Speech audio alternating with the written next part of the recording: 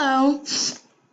Hello, my name is Alexis Burnett, and I am going to inform you about Alzheimer's in older people.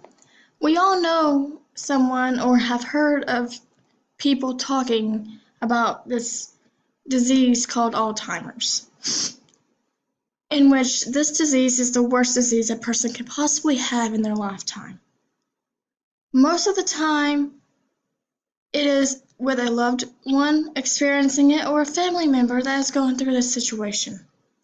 Therefore, in this disease, there are many side effects and problems that occur during the slow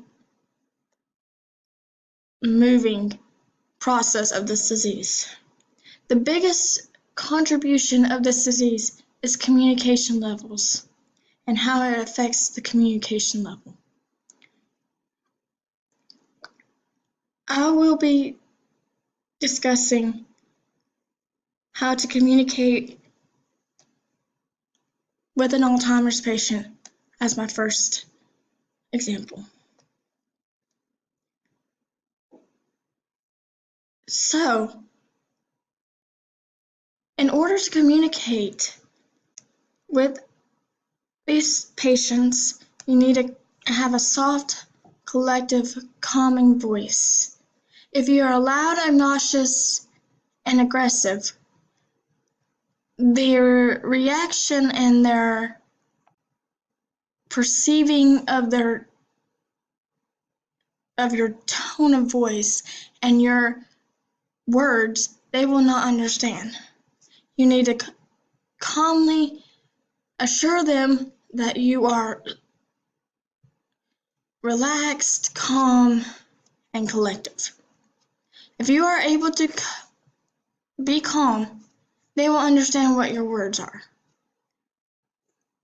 But sometimes being calm and collective doesn't get the point across, I understand. But for this disease, it is better to be collective. In the article of Cindy Long, she wrote an article about patients who have Alzheimer's disease in 1974 and how these individuals deal with it, as well as ways to calmly and effectively help them.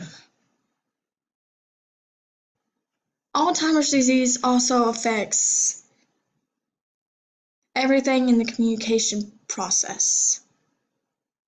So now that I have discussed the communications and how to communicate with them slowly and softly, now my next point is to understand where Alzheimer's disease occurs in the brain, why it affects the course of a communication in a person,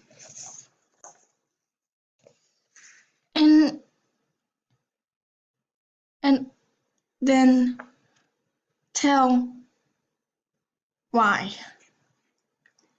and how. Some people do not understand that Alzheimer's disease takes place in the brain within the memory portion, which is the right side of the hemisphere of the brain. It attacks the memory portion first, but then it attacks the communication part. And in the communication part, it attacks the patient cannot comprehend, they cannot communicate in a way verbally. They can communicate facial expressions and sounds, verbal sounds, and that's all. In Caleb Finch's article, Alzheimer's disease, a biologist perspective, which talks about the disease and who it can affect. So now that I have discussed the disease and how it affects the communication part of the brain in a patient, let's move on to the next point. which is communicating with the caregiver. The caregivers need a lot of love and attention as well.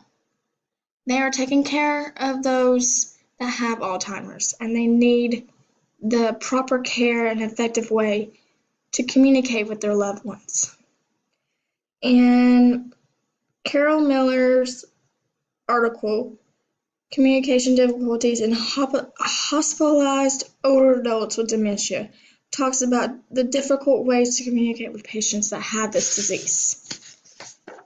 Therefore, in my conclusion, we all understand that this disease is a horrible disease. Please remember that others may lack communication skills, but Alzheimer's patients lose their communication skills as the disease gets worse.